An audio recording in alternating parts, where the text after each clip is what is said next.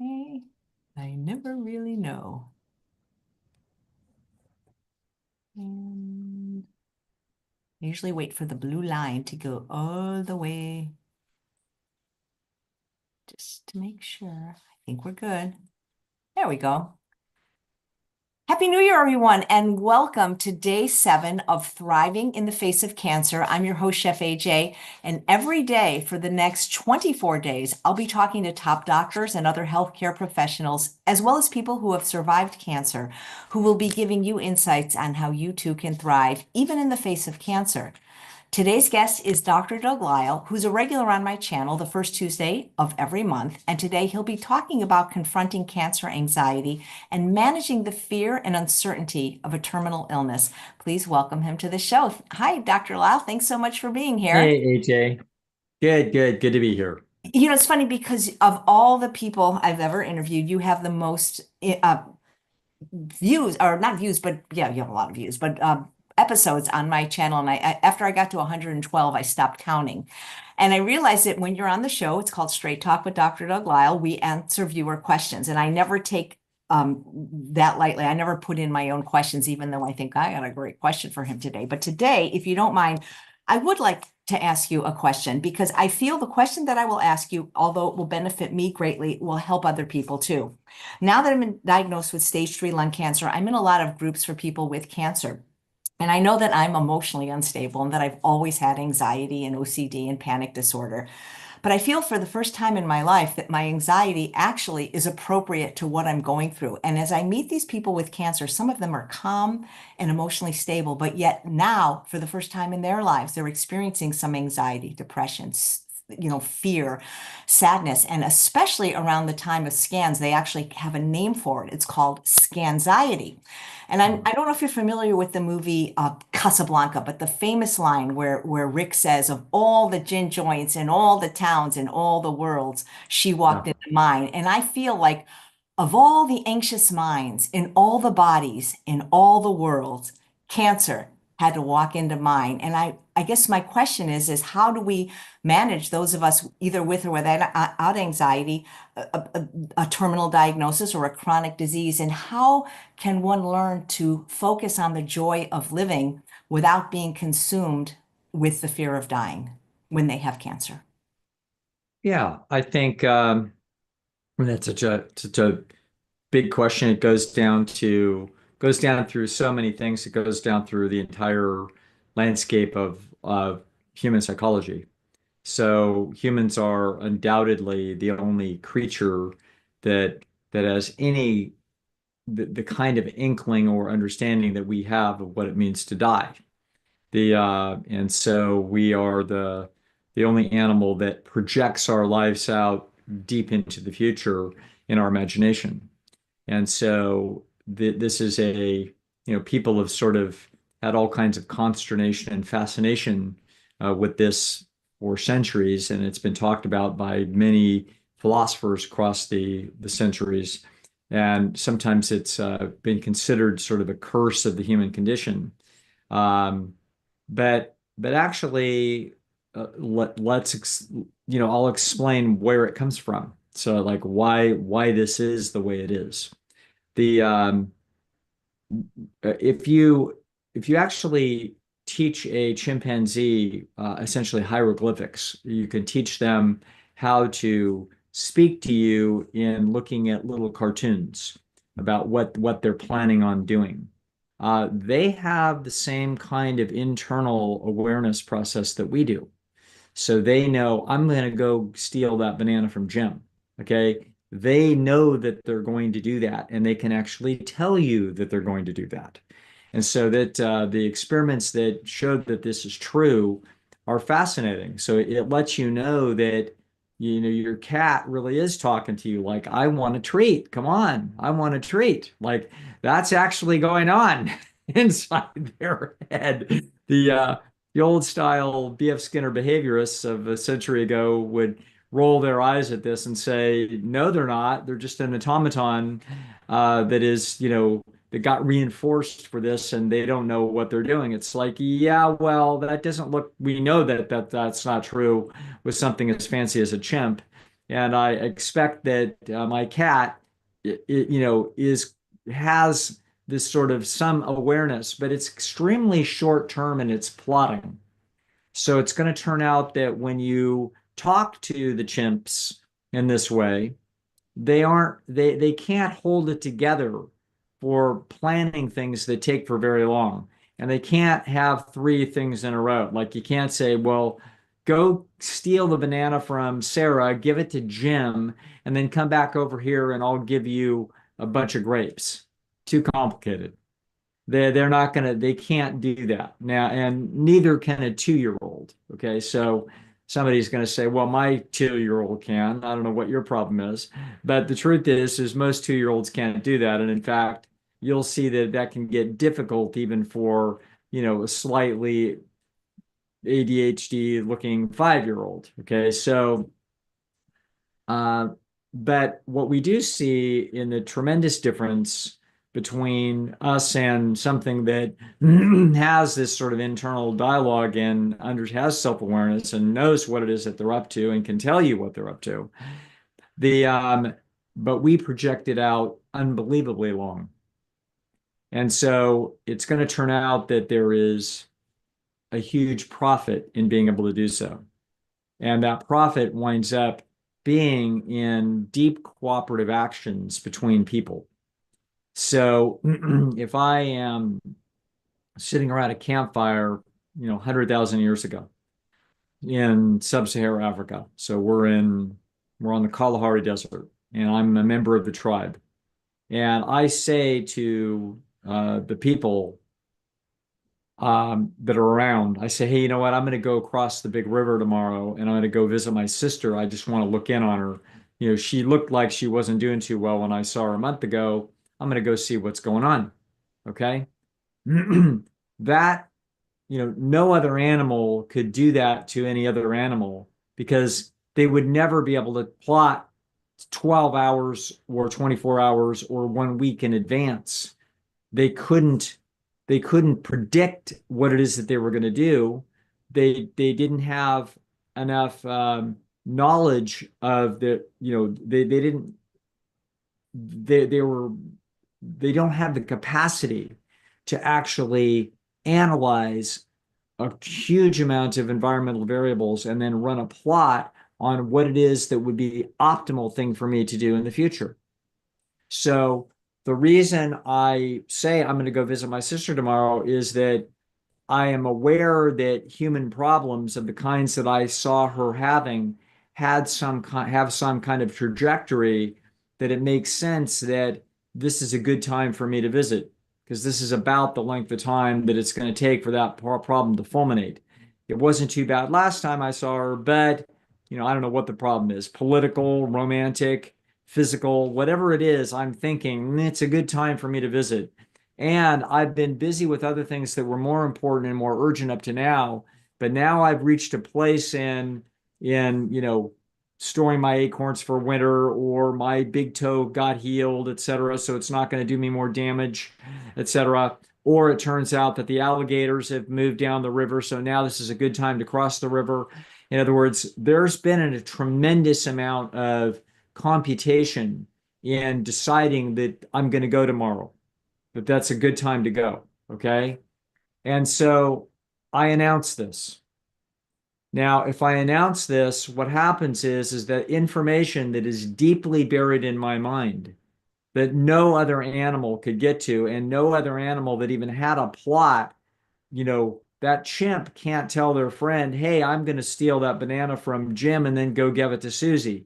There's no way to communicate that. They've got a internal awareness that they're going to do it, but they can't communicate it.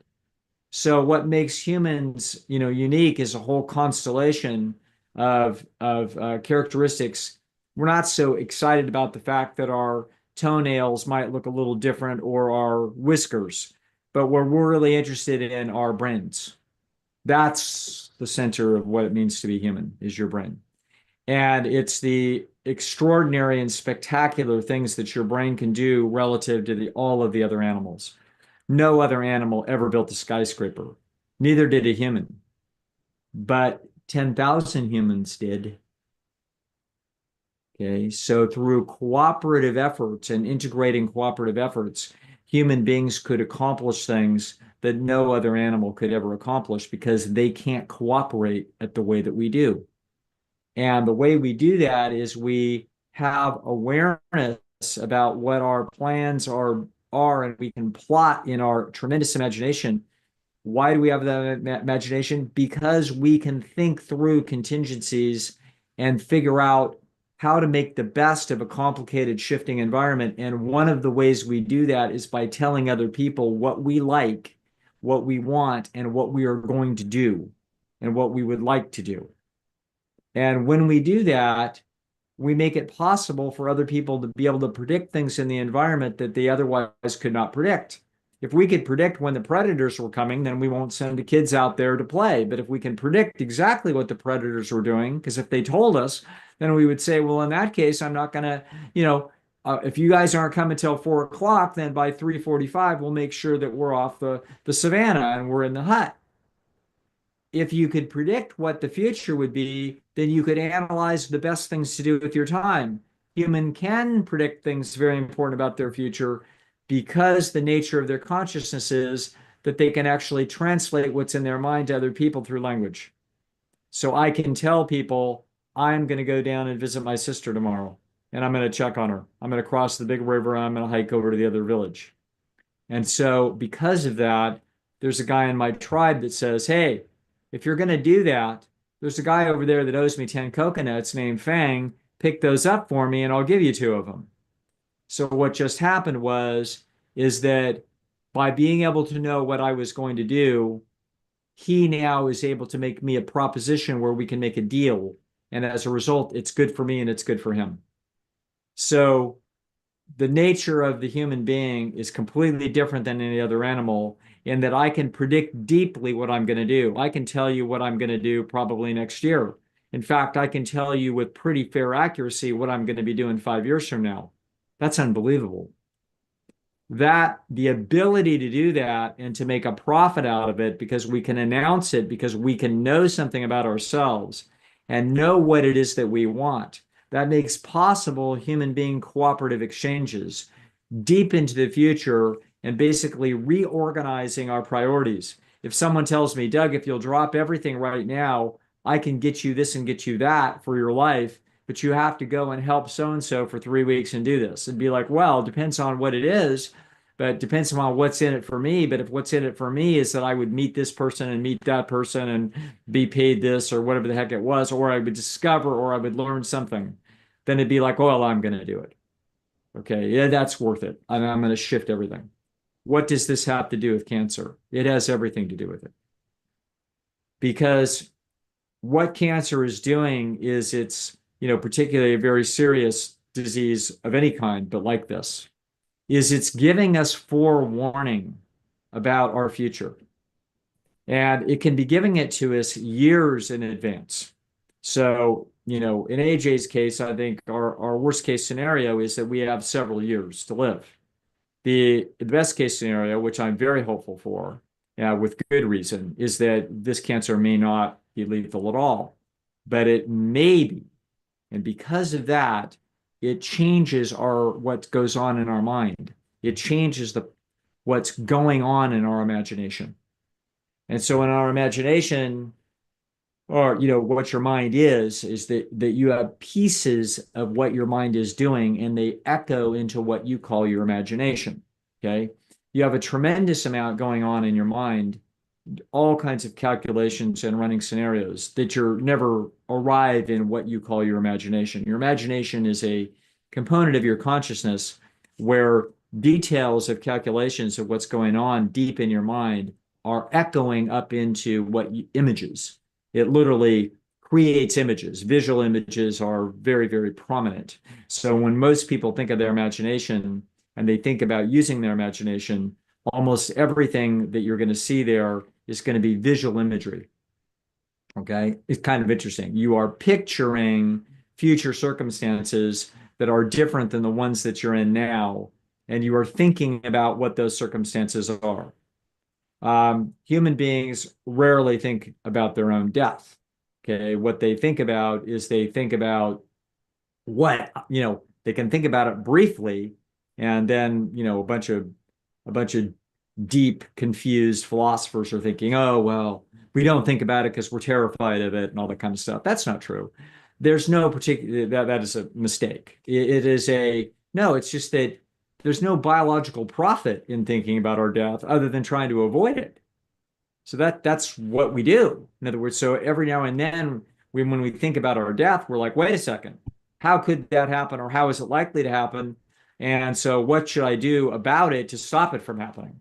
So when we are told by learned people that we have an affliction, and that affliction may be fatal, and that fatality, it may change our previous hypothesized reasonable timeline of our existence.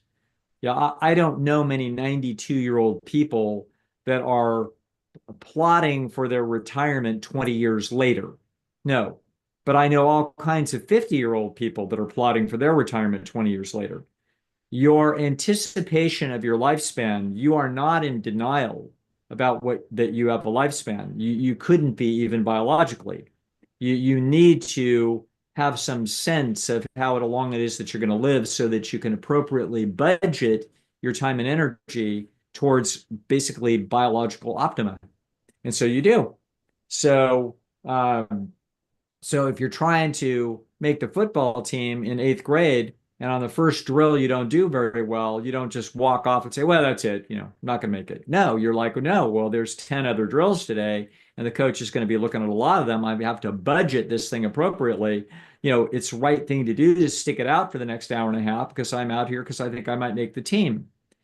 So it's important to understand that life is lived within budgets, that you are, and what you're budgeting and what you have is you have the two resources of life, of all life, whether you're a giant sequoia or you're a human, the two budgets that you have are time and energy. So a sequoia has automated budgetary systems that it knows that if it just had a fire and it damn near died and it has a tremendous assault to its tissue, it's not going to be putting out a bunch of little reproductive pods. In other words, no, what we have to do now is we have to budget to survival. Okay. So the survival and reproductive processes are the things that animals do, and it's the underlying motivational system, that it drives life. However, underneath of it, what life forms have, whether they're trees or people, is that they have to acquire resources, and they have to acquire resources in by use of the time and energy. So a tree needs to have leaves in order to get resources, but it has to use some of its existing energy in order to build those leaves. Okay. All right. This all sounds very theoretical and circuitous, etc. But there's a point. And the point is that you live your life according to a hypothesized budget. So do I. Everybody does. You hypothesize vaguely about how long you think you're going to live. So for me right now, I'm in my 60s. There was a time when people didn't live this long. And so if you lived this long, you were thinking, wow, I'm kind of at the end.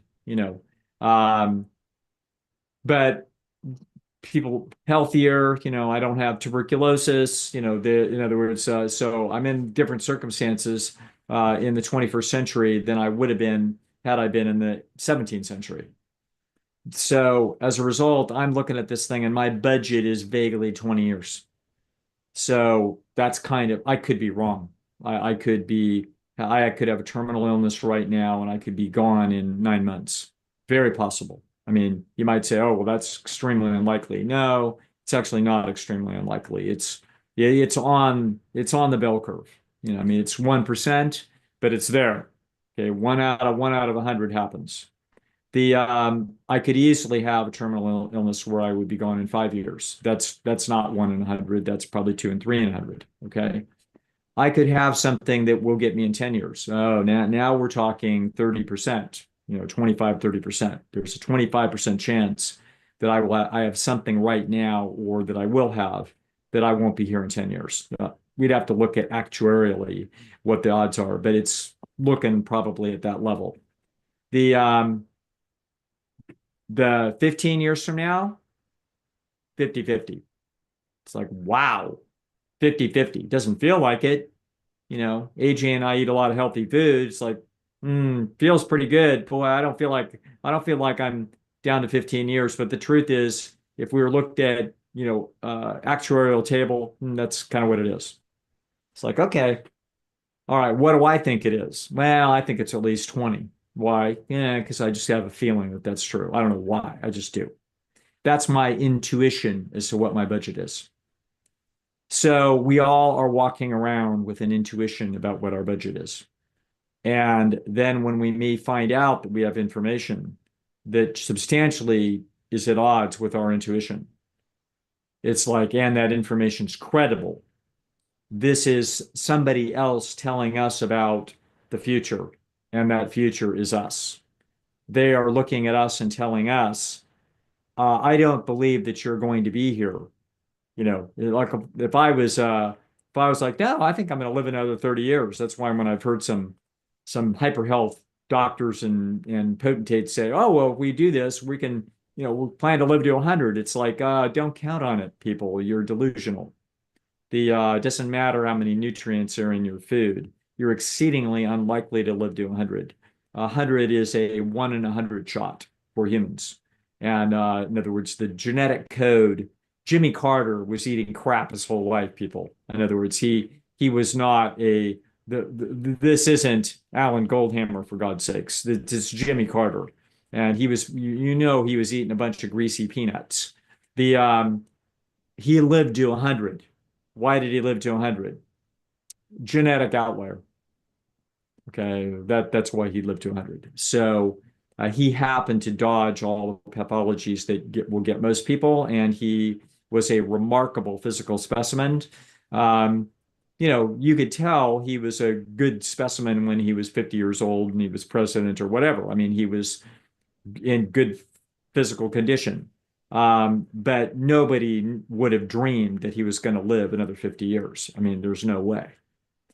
So that would be delusional, and I'm not delusional. I'm not even remotely thinking that I'm going to live to 100. It doesn't even occur to me. And when we talk about budgets and you talk about, well, how long should you work and how much money should you save? Well, that sort of depends upon how long you think you're going to live. If I thought I was going to live to 110, my financial decisions would be different than if I heard that I was going to only live another year. Okay. If I heard that I was only going to live another year, it would alter quite a bit of my behavior. It'd be like, what on earth can I do with some of the resources that I have in order to optimize my life experience right now? And it's going to turn out that when we get something like a very scary diagnosis, then one of the things that will happen, and a very, very difficult problem for the human to solve, is how much of my time should I be working on the ideas that other people might have about how to get out of this constraint? If they're telling me I'm only going to live another year or two, are they right? And is there anybody that's going to give me a different opinion? And could any different opinion be right?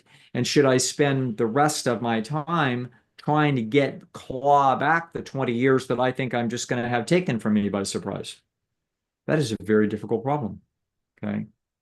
One of the most exceptional minds I ever met. In fact, the finest professor that I ever had in college or grad school. So I had a lot of professors, and the best one was a man by the name of Ben Williams at UC San Diego. So I went there, UC San Diego, for school. It was an up and coming superstar school at that time. Now it's more mature, but the staff was young, because the school was pretty new, and they were hotshots. I mean, it was a gorgeous place to put a university, almost outrageous place to put it on the cliffs above La Jolla. And that's a reason that I went there. I was a California kid, and it's like, wow, I could go to school here. why on earth would I want to go to UCLA?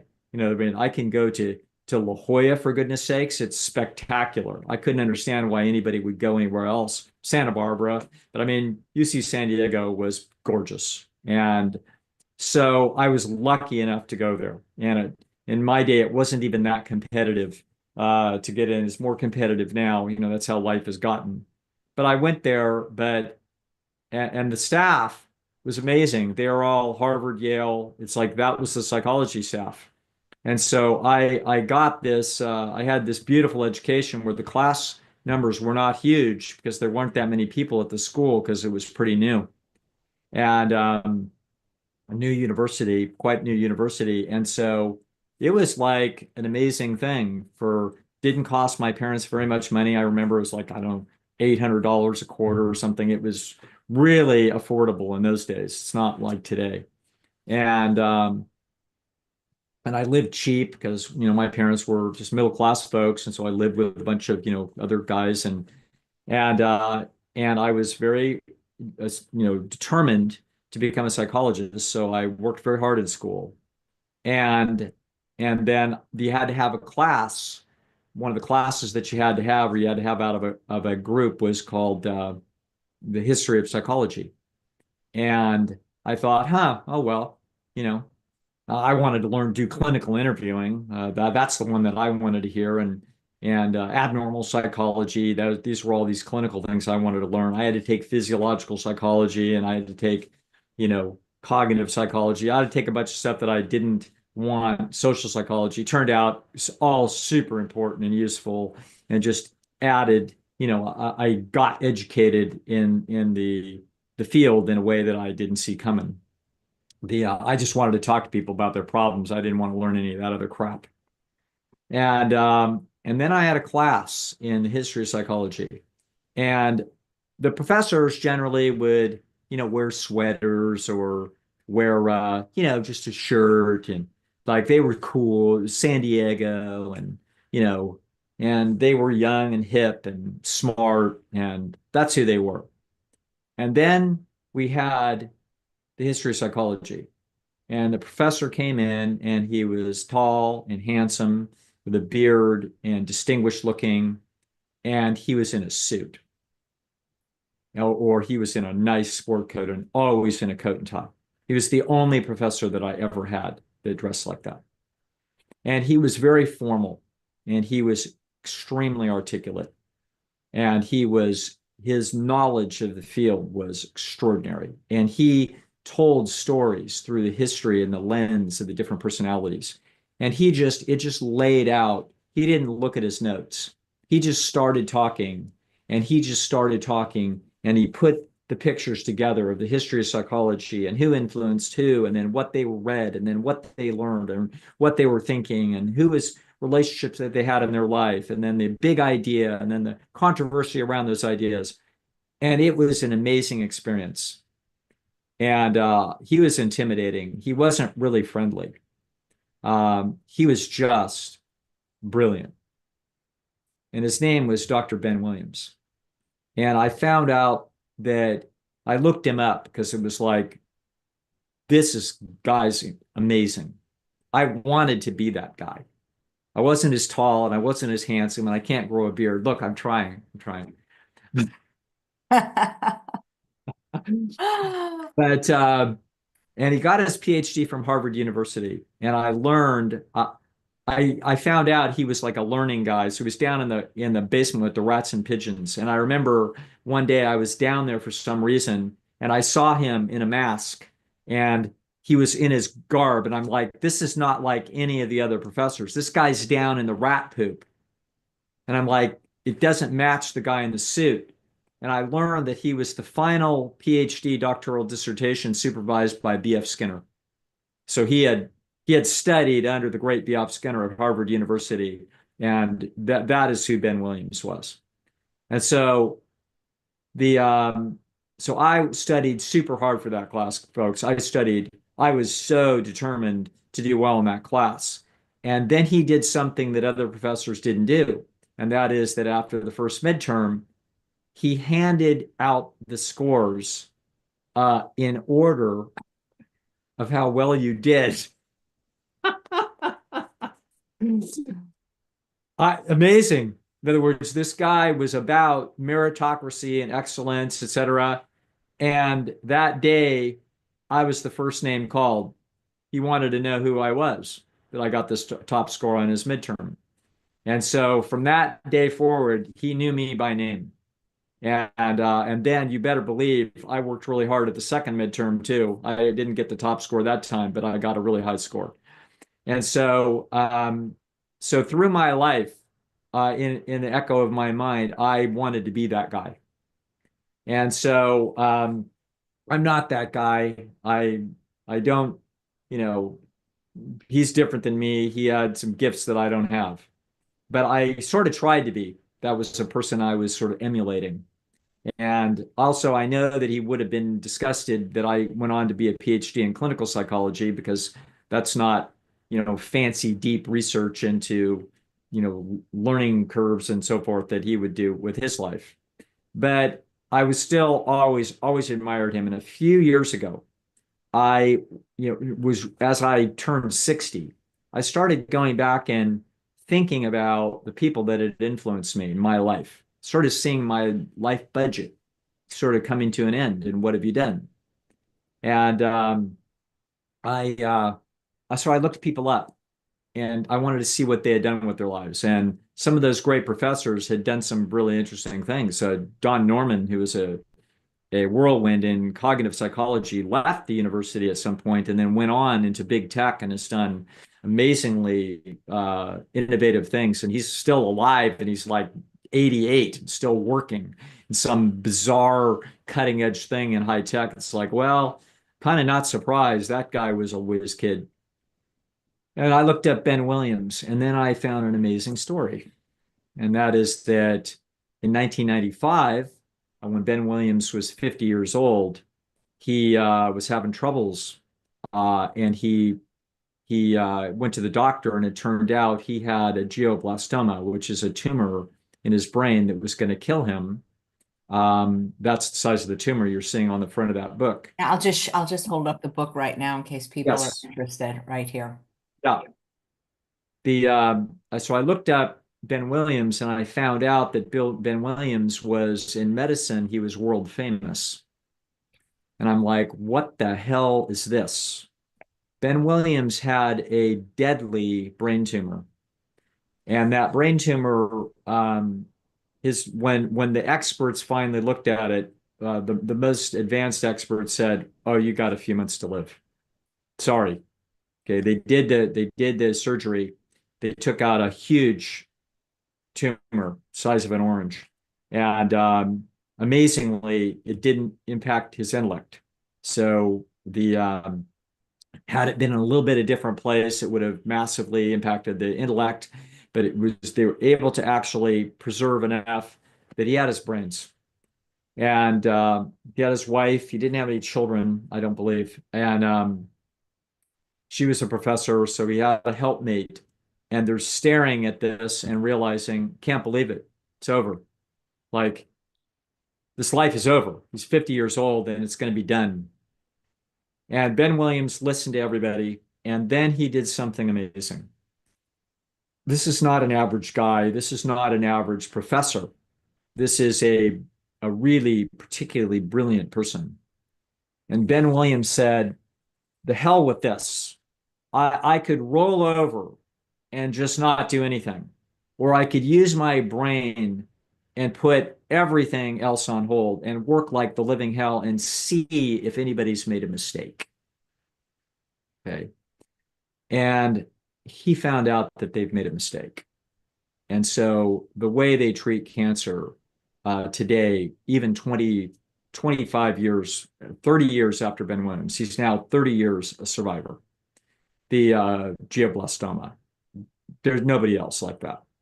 What happened? Well, what happened was not an accident in my judgment. What he did was he looked at the way they treat cancer and he saw that there was opportunity that was not being exploited. So let me explain briefly what it is for those of you that may be listening and have loved ones or anything else. And It's something that I'm just learning about now. I did not actually understand the story. I read this story a few years ago, but I didn't. So it was filed away in the back of my mind as something important, but it didn't reach up and hit me in the face, obviously, um, until I started thinking about AJ and thinking about, are we doing everything smart? And I don't know what we're doing. You know what I mean? And we're all trying to learn, and AJ has to listen, put up with me, and that's part of the price.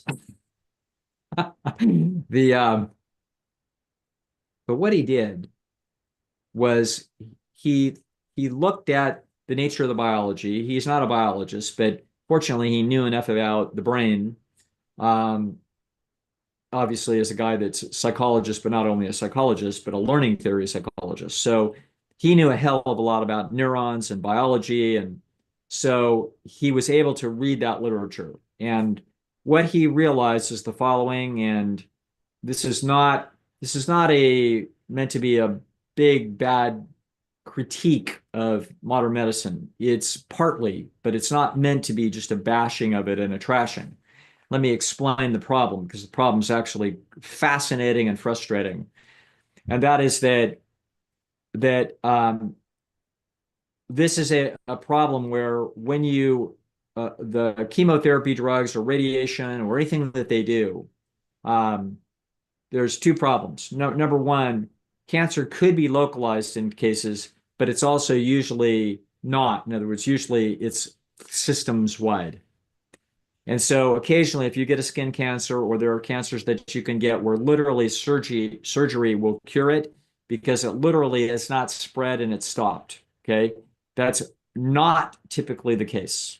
It is almost overwhelming the case that when by the time you see it, it's been spread. John McDougall educated us about that, 30 years ago. This is a well-known truth. It's not always true, but it's true often enough. So when you see a cancer, yes, you want to cut it out if you can. And if you can, then everybody crosses their fingers and hopes. And usually they're disappointed because the cancer is metastasized, and then we see the metastases, et cetera, et cetera. Okay. So Ben Williams immediately looked at his cancer and he said, well, there's no way in hell the surgery got it all. It is clearly metastasized. There's no way that it is not spread. So he knew that he was looking at this like, let's not even pretend that this thing is localized. This thing is systemic, and that's what's going to kill me. Okay. So now he's like, okay, well, what do they do? Well, what they do is they use like chemotherapy drugs. And you can see that chemotherapy drugs will shrink tumors, or radiation will shrink tumors. You can see that tumors can be shrunk. And that has excited medicine for 100 years for a good reason.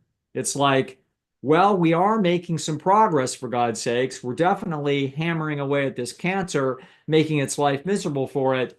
And but the problem is that it always works for a while and then it comes back. And it's like everybody feels like they're playing Russian roulette, let's hope, and everybody sits in and prays, and then it comes back, and now we're gone. Okay. This is the absolutely typical thing. So Ben Williams looked at that, and basically that's what everybody told him. Like, yeah, we can give you maybe if we do this and we do that, you're going to live another couple months, but this is it. This is how this works. His cancer, particularly super fast moving. So he looked at this and he said, well, everybody's got a little bit of the wrong theory. And that is that obviously when you use the chemotherapy, it's clearly killing a great deal of the cancer, but there are mutations in that bunch of cancer. There's billions of cells, and they're not exactly the same. They are mutated, as mutations are always taking place. So the problem is that your chemotherapy drug can't kill it all because some of them are inherently resistant to that. And so as a result, you may kill 99% of them, but 1% of them survive. And those 1% of them survive, that it doesn't matter how much you can poison the whole damn organism and you can't kill those things. So it's not going to work. And it doesn't work.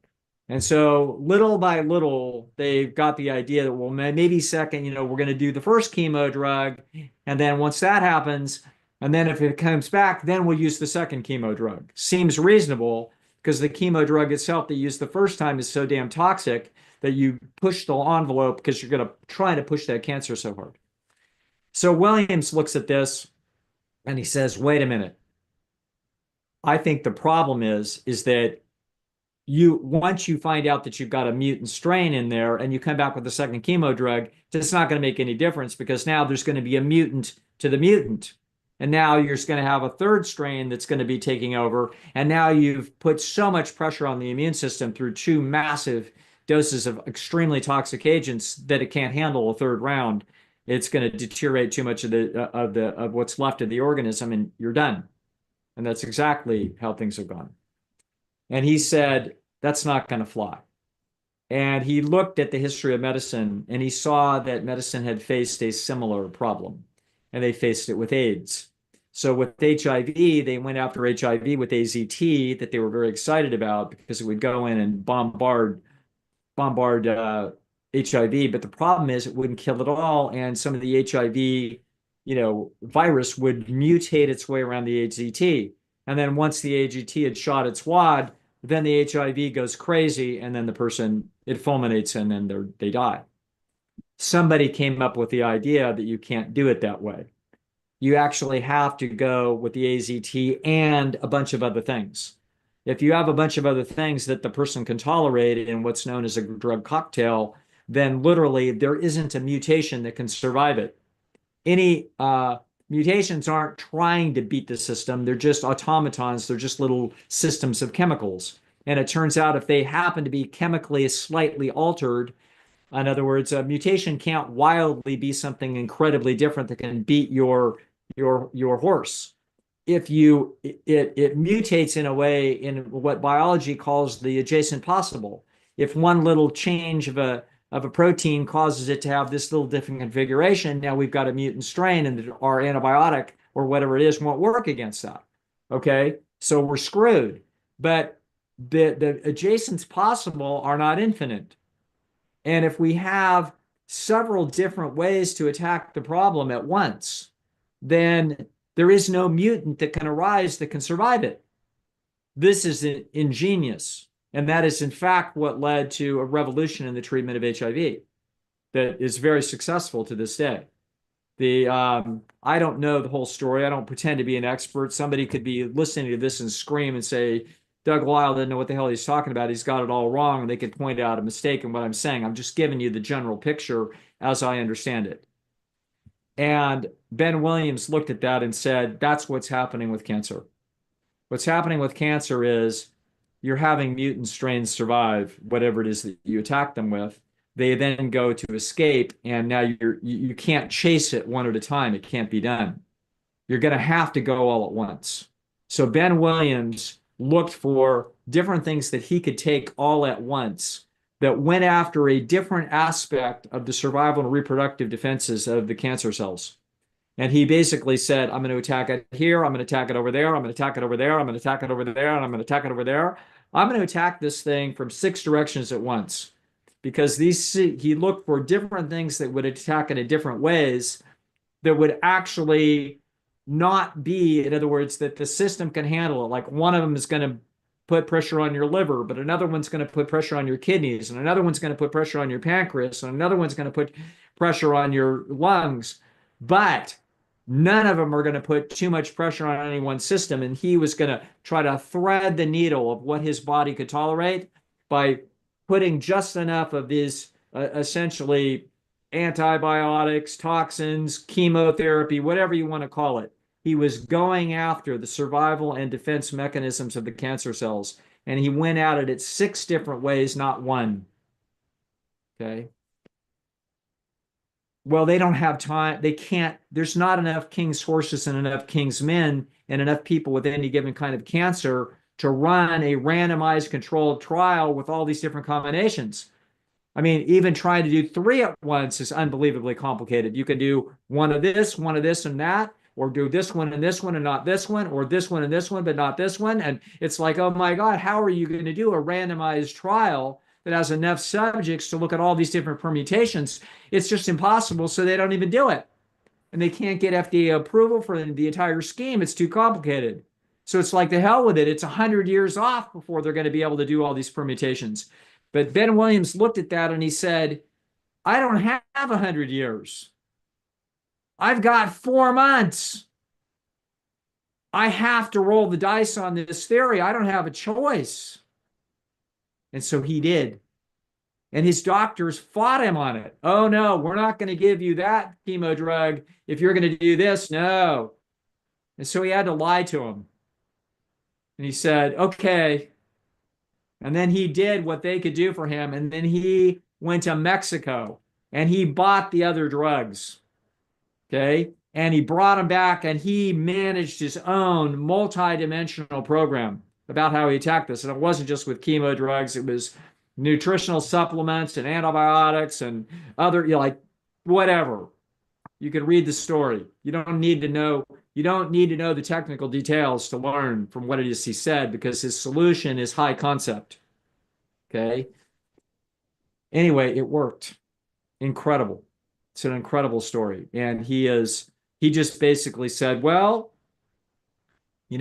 there's no reason why I can't be using tamoxifen for my cancer, even though it's used for breast cancer treatment. Why the hell wouldn't it work? It's working on this same thing. The reason it's working on the breast tissue is this part of the mechanism that goes after. That's not the same as the chemotherapy they use for my brain. Why can't I use it? I believe that I can. Okay, and he did. To this day, Dr. Williams can't tell us what is it that he did that worked. He doesn't have any idea. How can he? There was 6 different moving parts. There's God knows how many combinations those are. There's no way to know. Was it the first and the third and the fourth that in combination did it? Or was it the first and the second and the seventh or the sixth? How would he know? He will never know. All he knows is he got it. Killed it. Done. Okay. The problem for me now with anybody that I'll ever talk to with cancer, and I'm always talking to somebody. Okay. I'm talking to several people right now. It's part of my life is that I get called in because it's like, what am I going to do? I'm in a psychological mess. I'm in a bunch of anxiety.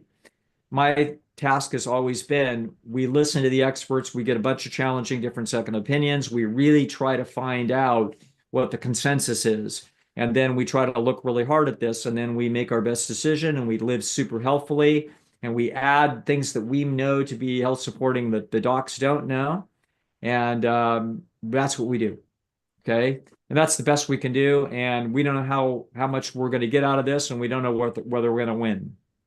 The Ben Williams theory, yeah, and my understanding of it, which is new to me, is revolutionary, and it's a different tactic, and it's brilliant, and it's like Ben Williams himself. Other people have thought of it, but nobody's gotten off their ass to actually do anything about it because it's too inherently complicated, and maybe they're just barely starting. I believe what this does for me, for this entire problem of how are we going to live with cancer, what are we going to do about it? Everybody's BS theories about, Gerson technique or do this or that. It's like, I don't know, not much. Nobody's actually shown a great track record of success with things that are really troublesome. Okay. But now you have a revolutionary theory. And the revolutionary theory isn't just a pie in the sky theory about putting little radiation pods next to the cancer but it's like, no, this is more complicated than that. This is a revolutionary concept that's attacking the very problem that we've always faced. I believe that the solution to many people's cancers that they will die from, that they are diagnosed with today, I believe the solution actually exists in human knowledge. In other words, it is actually the chemicals have been identified and synthesized, and they exist. What combination do we need to put them in to solve your problem? I don't know. Okay. But do I believe that a huge percentage of people's cancers could actually be beaten? Yes, I do believe that that is true. because I understand the underlying logic that has now been explained to me. Okay. So this is frustrating for me because I believe the adjacent possible that would add the 10 or 20 years to somebody's life right now, I believe that modern medicine has actually got the stuff to do it, but they don't know what combination to put it in. It's like there's a lock on a magical safe that has incredibly important things in it that you have to get to. And all you have to do is you got to move the three numbers and you can open up the safe. Okay. What are the three numbers? They're right here on the dial of the combo lock. We just have to know what they are, and we got to put them in the right combination. Okay. And so Ben Williams guessed that he guessed, I think these are the six numbers. And so he did that thing and he dialed those things around. And so that's what it was. So in other words, that's what this feels like to me. So there's a sense of urgency.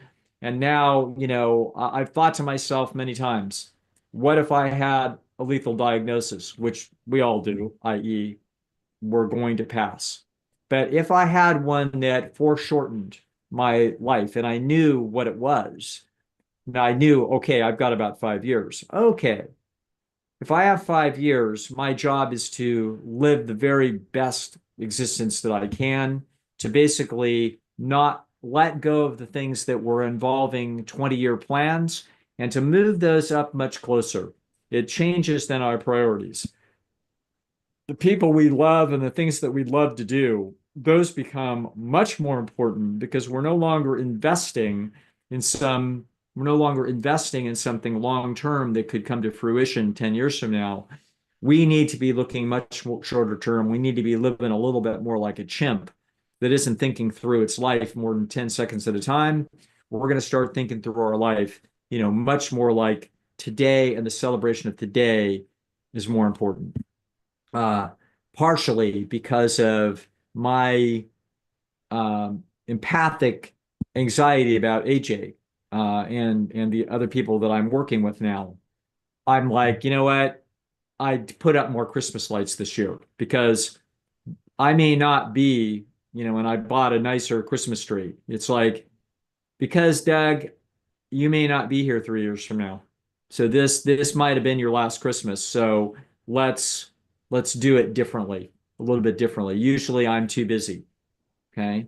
So one of the things that we must do when we're facing something like this is to look at the possibility that our lifetime may be significantly foreshortened and we need to actually make the most of it, which means um, get get more in the moment and not so in our bizarre human brain that can plot things so far out in the distance and that we aim a life of investment at that thing. But it is also true at the same time that we have to balance that. And we have to balance that against another ingenious human capability, which says, yeah, what if there's a way to solve a problem that nobody's ever solved before? Okay. What if is the information that exists right now in front of us, that there's a combination lock that actually will solve the problem? That is also in the game. And so for me, when it's come to cancer, that has not really been in the game before for me, not too much. It's been Walter Longo. You're like, okay, well, maybe if you're going to do chemotherapy, water fast through it, even if your doctor doesn't know. In other words, we're going to do some things that are coming from the natural hygiene world and the world of hyper health and diet. We may do some things that our doctor doesn't see coming that gives us a better odds. I had a friend of mine looking at an extremely serious colon situation and had to have a big colon surgery. And he took a risk on a surgery that probably in most people would not have flown. But because he was a really healthy eating vegan, his tissue was really good when the surgeon went to the inside of the colon. And the surgeon came out of there and said, that was amazing. You have the best tissue in there for that I've ever been able to cut on in a situation like this. I think we pulled it off. That surgeon is at Stanford University, and she, as a result of that, came to True North, talked to Alan Goldhammer, learned all about what it is that we do, and has changed the protocols and has made a big fuss at Stanford University about how to have people's diets, et cetera, changed in order to make their tissue better so that their surgery could go better.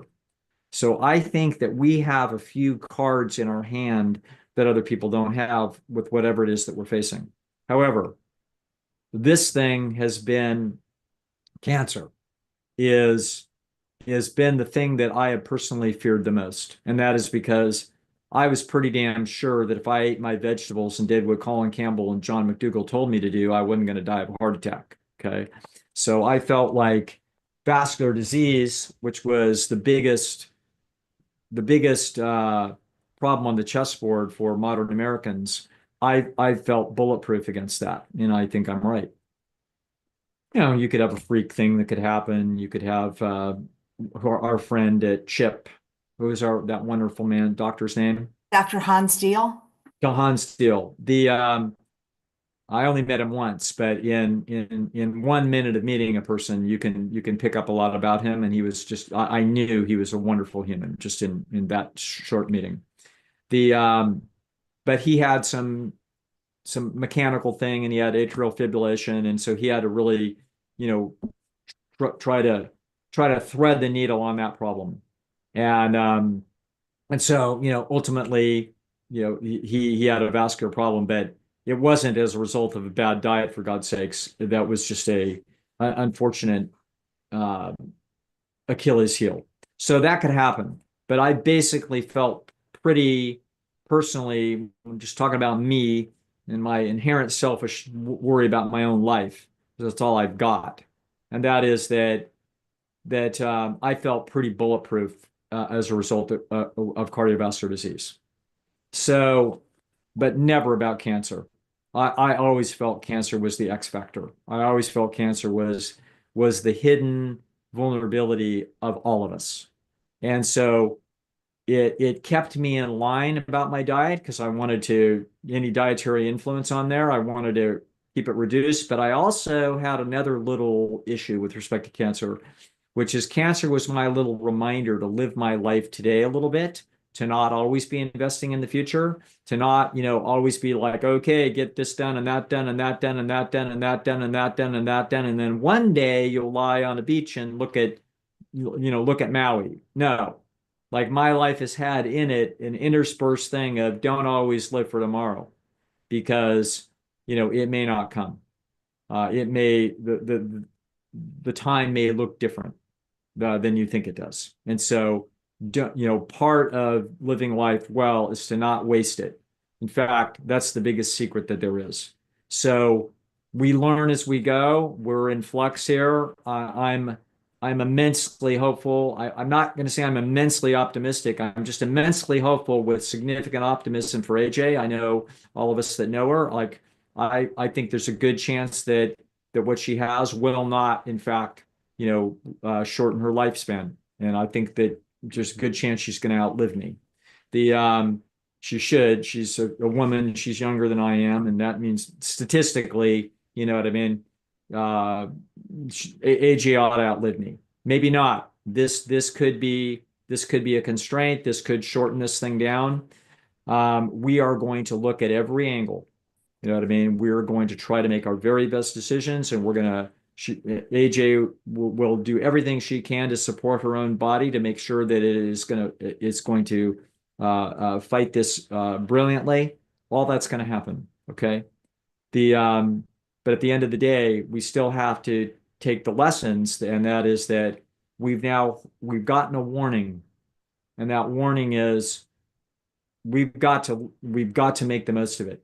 You know what I mean? We've got to change our budgetary, even if we think this is all going to come out fine, we have to live as if it might not, and therefore we have to move things up into the present, and make sure that we make the most of it.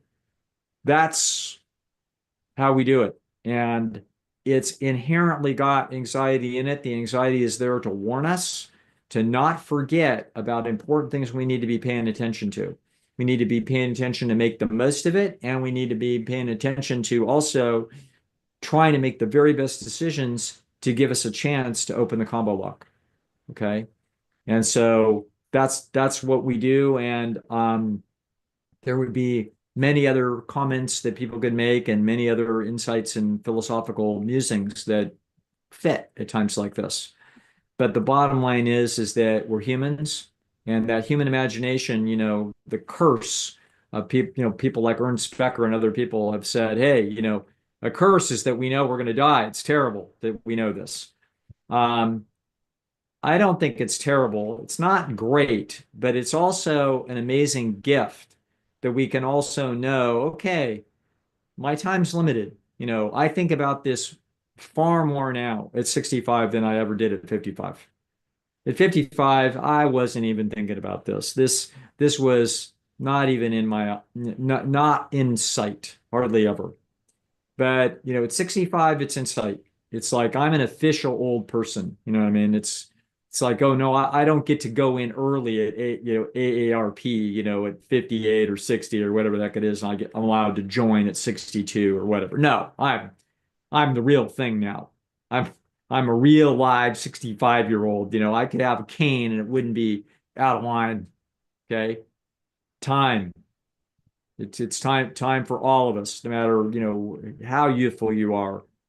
Don't assume that it's indefinite, and bring some of your dreams and desires right into the present, because we need to do that.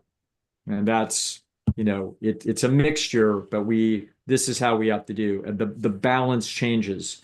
And for some of us, I can see, I can see some of my friends, some extremely conscientious doctors and people in the hyper health arena, that I felt like they did what they loved to do and they worked hard, but I felt like, they, I think they got caught in this to some degree in an investment trap where they kept investing rather than consuming.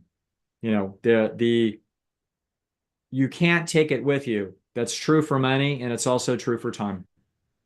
So we have to be wise about,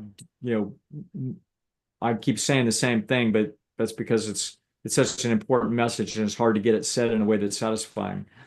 You have to some degree, live for today and the tomorrows that are in front of you, and not waiting for time and events that we may not get to see.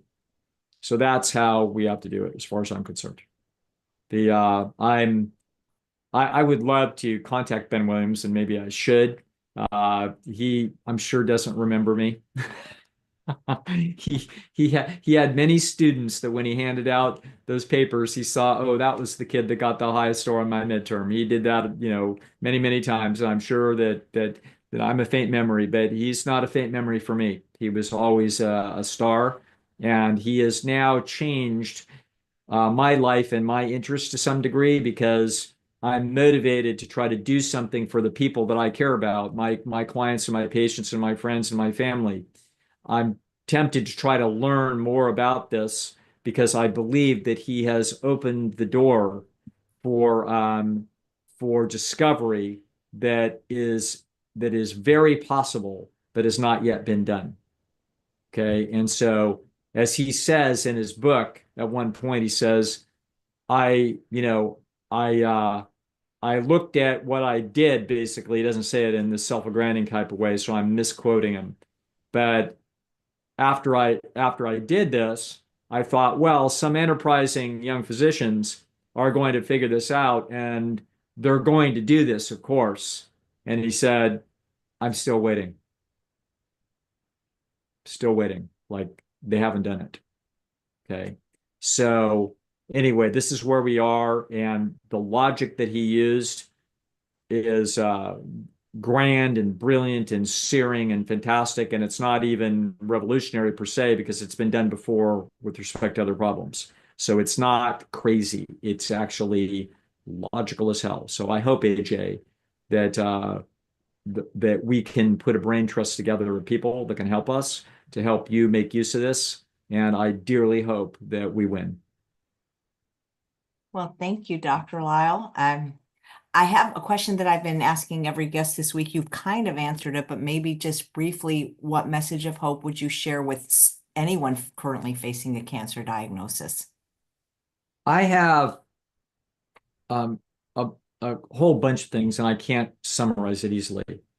One of the things that I have learned when I look at a lot of cancer stats, and I see that in almost all of these things, there is a percentage of people that live. So no matter what that diagnosis is and how grim it looks, there's a percentage of people that it isn't. We look at the curves and it's like, well, there's some of the people that survived. And I look at that and I think we don't know why, but I believe that the body's battling this, and its own ability to defend itself has to be a significant feature. And so that's part of what it is that I know of, is that I'm sometimes appalled, and I have been in my career, 30 years, that and being in and around the people that I've been in and around, that I have been aware of cases where people's attitude about this when they're facing something grim is their doctor says, "Oh, the hell with it. No, that doesn't have anything to do with it. You should enjoy yourself." And they do. And it's like, what are you doing? This is not the time to be eating chocolate ice cream. This is not the time to finally be eating French fries. This is not the time to be eating kielbasa. No, what I would tell you is there is hope, and that strategy is abandoning really the legitimate hope that we have. We will find that often the body has found a solution, and maybe modern medicine sometimes helps, and sometimes they do. I see treatments where it's clear from the data, oh nope, there's a significant chunk of people survive that would not going to survive without that treatment. And so by the time we put whatever it is they have together, what may be smart and revolutionary that we can put together, and what your body can put together, and we put all of that together, do I think there's hope? Yeah. Okay. Yes, I do. And um, so do not give up that hope. And as Alan would say, you're not going to die of a pleasure deficiency, for God's sakes. So let's not get self-indulgent now. Let's stay a beautiful, healthy course and give ourselves every chance. And that way we have the peace of mind knowing that we did this as well as it could be done. And that's the way you want to do it. Great. Well, thank you, Dr. Lisle, for your constant wisdom and inspiration. Oh, my great pleasure, AJ. And anyway, folks, thanks for having me, and I'll see you all soon. Great. And thanks all of you for watching day 7 of Thriving in the Face of Cancer. I want you to know, like Dr. Lisle said, wherever you are in your cancer journey, as long as you're still breathing, I believe there is still hope, and that you too can thrive even in the face of cancer. Please tune in tomorrow at 10 a.m. Pacific time for none other than Dr. Alan Goldhammer. I just changed his name for day 8 of Thriving in the Face of Cancer. And he's going to share his insights on the cancer remissions that he has personally witnessed through medically supervised water fasting at the True North Health Center, and is going to share some actual case studies of people who survived cancer and are thriving. And I'm sure you're aware of some of these cases, Dr. Lisle. They're published in the Absolutely. medical literature now. Yes, you bet. Yeah, I want to be one of those cases. You bet. You bet All we right. do. Okay. Okay.